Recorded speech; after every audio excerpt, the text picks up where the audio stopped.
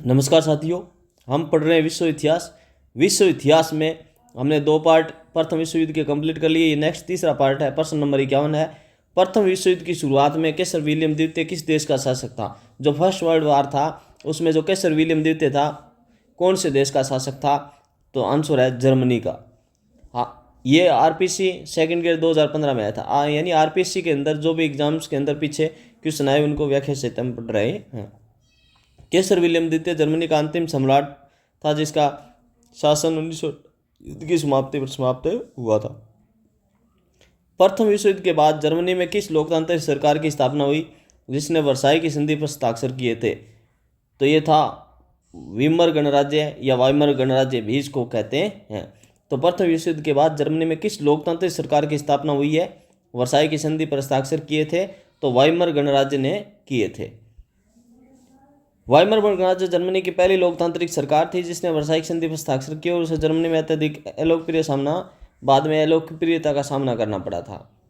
प्रथम विश्व युद्ध के दौरान बेलपत्र पर लड़े गए वर्दुन की लड़ाई यानी बैटल ऑफ वर्दुन के किस कारण से जाना जाता है? तो प्रथम विश्व की सबसे लंबी और सबसे खूनी लड़ाई थी ये। जो वर्दुन की लड़ाई थी वो सबसे लंबी थी, सबसे खूनी लड़ाई थी।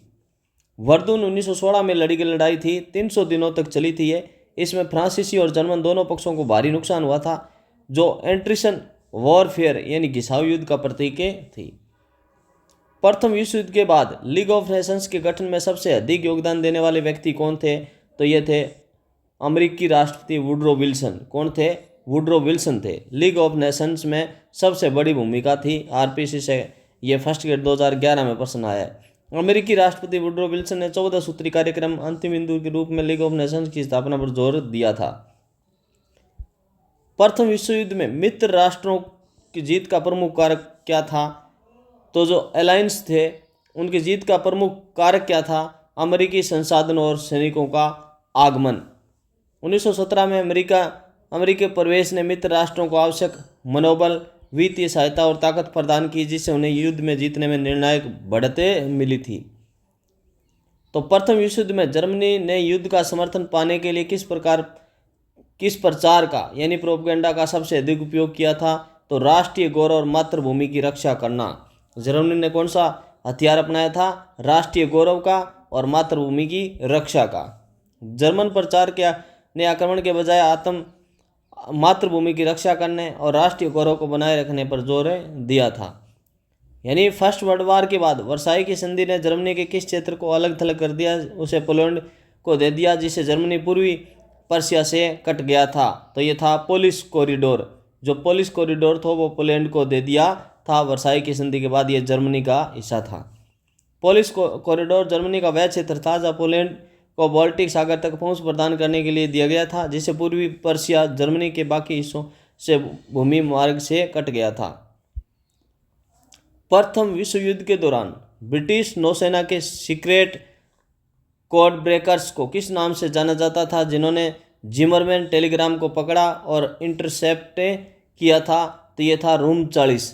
क्या था? रूम 40 था। ब्रिटिश सेना के सीक्रेट कोड ब्रेकर्स का नाम था रूम 40। ब्रिटिश सेना, ब्रिटेन की जो सेना थी उसका सीक्रेट कोड ब्रेकर्स था जिसका नाम क्या था? रूम 40। रूम 40 प्रथम विश्व युद्ध के दौरान ब्रिटिश नौसेना का क्रिप्टोग्राफिक विभाग था जिसने जर्मन संचार को पढ़ने में महत्वपूर्ण भूमिका निभाई थी। प्रथम विश्व युद्ध की समाप्ति के बाद तुर्की को किस कठोर संधि पर हस्ताक्षर करने के लिए मजबूर किया गया जिसके कारण बाद में मुस्तफा कमाल अतुर्क के नेतृत्व में तुर्की स्वतंत्रता संग्राम हुआ था? तो ये थी सेवर्स की संधि। सीधी सी बात है, फर्स्ट वर्ल्ड वार में तुर्की के साथ जो संधि हुई, संधि का नाम क्या है? सेवर्स की संधि हुई थी। सेवर्स की संधि 1920 में ओटोमन साम्राज्य पर लगाई गई थी। इतनी कठोर थी कि इसने तुर्की में राष्ट्रवादी विद्रोह को जन्म दिया जिसने आतातुर्क के तहत लोजेन की संधि 1923 में लागू करवाया। प्रथम युद्ध के बाद जर्मनी में आई तकनीकी मुद्रास्फीति का मुख्य कारण क्या था? यानी वहाँ पर हाई इन्फ्लेशन बढ़ गया था, अत्यधिक मुद्रास्फीति हो गई थी, मुद्रास्फीति बढ़ गई थी। इसका मुख्य कारण क्या था? यह था क्षतिपूर्ति चुकाने के लिए सरकार द्वारा अनियंत्रित रूप से नोट छापना, यानी सरकार ने बहुत ज़्यादा संख्या में नोट छापे थे। युद्ध के दौरान और वर्साई की संधि की भारी क्षतिपूर्ति चुकाने के लिए वाइमर गणराज्य ने बड़ी मात्रा में मुद्रा छापी, जिससे मुद्रा का मूल्य लगभग समाप्त हो गया था। प्रथम विश्व युद्ध के दौरान रूस में जारीना अलेक्जेंड्रा को प्रभावित करने वाले विवादास्पद रहस्यमय व्यक्ति का नाम क्या था? तो यह था ग्रिगोरी रासपुतिन। ग्रिगोरी रासपुतिन था। कौन था? रूस में जारीना अलेक्जेंड्रा को प्रभावित करने वाला विवादास्पद रहस्यमय व्यक्ति का नाम ये था। रासपुतिन ने शाही परिवार पर अत्यधिक प्रभाव डाला, जिससे युद्ध के समय में जार और राजशाही की प्रतिष्ठा को गंभीर नुकसान पहुंचा था। 1916 में सौम्य की लड़ाई को किस कारण से जाना जाता है? तो पहले दिन सबसे अधिक ब्रिटिश हताहतों के लिए। सौम्य की लड़ाई जो 1 जुलाई 1916 को ब्रिटिश सेना के इतिहास का सबसे खराब दिन था, जिसमें पहले ही दिन लगभग 57,000 ब्रिटिश सैनिक हताहत हुए थे। प्रथम विश्व युद्ध के दौरान मित्र राष्ट्रों द्वारा इस्तेमाल किए जाने वाले गुप्त रूप से सशस्त्र व्यापारी जहाज कौन से थे, जिनका उद्देश्य जर्मन यू बोट्स को नष्ट करना था? तो ये थे क्यू शिप्स थे। यानी क्या थे? जर्मन यू बोट्स को नष्ट करने वाले सशस्त्र व्यापारिक जहाज थे। तो क्यू शिप सामान्य दिखने वाले जहाज थे, लेकिन उन्हें छिपे हुए हथियार उनमें छिपे हुए हथियार थे, जिन्हें यू बोट्स सतह पर आने और हमला करने के लिए लुभाने के लिए डिजाइन किया गया था। 1917 में मित्र राष्ट्रों द्वारा इतालवी मोर्चे पर लड़ी गई किस बड़ी लड़ाई में इतालवी सेना को ऑस्ट्रेलियाई और जर्मन सेना के हाथों करारी हार मिली थी? तो ये थी कोपरेटो की लड़ाई, बैटल ऑफ कोपरेटो। कोपरेटो में इतालवी सेना लगभग ध्वस्त हो गई थी। मित्र राष्ट्रों को इतालवी मोर्चे को सतर्क करने के लिए मजबूत समर्थन भेजना पड़ा था। प्रथम विश्व युद्ध ने यूरोप में राजकोषीय नीति को कैसे प्रभावित किया था? अधिकांश यूरोपीय देशों ने युद्ध के वित्त पोषण के लिए बड़े पैमाने पर कर्ज लिया और नोटें छापे थे। युद्ध ने युद्ध बांडों, आंतरिक और बाहरी ऋणों, अनियंत्रित नोट छपाई के माध्यम से यूरोपीय राष्ट्रों पर भारी कर्ज और मुद्रास्फीति का बोझ डाल दिया था।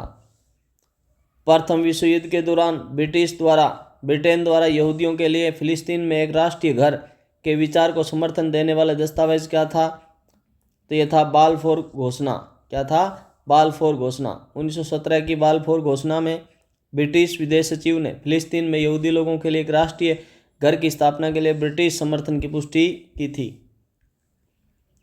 1916 में फ्रांसीसी सेना के किस कमांडर ने वर्दून की लड़ाई में फ्रांसीसी सेना को वे पास नहीं होंगे कहकर प्रेरित किया था? तो ये थे फिलिप पेटेन थे। फिलिप पेटेन को वर्दून में उनकी रक्षात्मक सफलता के लिए फ्रांसीसी नायक के रूप में सराहा गया था।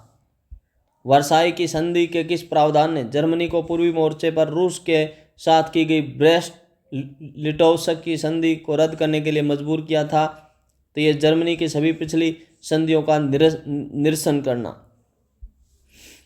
वर्साई की संधि ने जर्मनी की पिछली सभी संधियों को रद्द कर दिया, जिसे पूर्वी यूरोप में रूसी क्षेत्र के नुकसान को पलटने की अनुमति मिली थी। प्रथम विश्व युद्ध की समाप्ति के बाद कई यूरोपीय देशों ने दिन के उजाले की बचत का समय क्यों अपनाया था? बिजली और कोयले की संरक्षण के लिए। तो जर्मनी ने युद्ध के दौरान बिजली की बचत के उपाय के रूप में इसे अपनाने वाला पहला देश था। इसे जल्द ही मित्र राष्ट्रों ने भी अपना लिया था।